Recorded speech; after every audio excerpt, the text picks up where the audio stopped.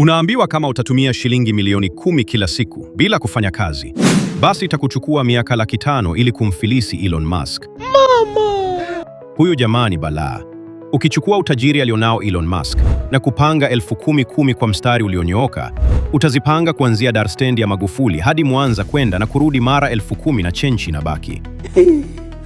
Chenchi ambayo inaweza kumpeleka Dubai kiredio na mpenzi wake na maex wake wote kila siku kwenda na kurudi kwa miaka 100. Dubai. Bajeti ya serikali ya Tanzania kwa mwaka wa fedha 2024-2025 ilikuwa chini ya shilingi trilioni 51. Hiyo ni kumaanisha kwamba Elon Musk ana uwezo kuihudumia Tanzania kwa miaka 40 bila kufilisika. Kwa lugha rahisi, mchukue Mo Dewji, Bakresa, Rostam Aziz na Saidi Lugumi, alafu uwazidishe mara 100, ndio utapata nusu ya utajiri wa Elon Musk. Ninywe maji kidogo. Je, Steve Mweusi na Uncle Nzala wataingia mara ngapi? Vipi kama Elon Musk akaamua kuacha kazi zake na kuanza kuishi maisha kama yako?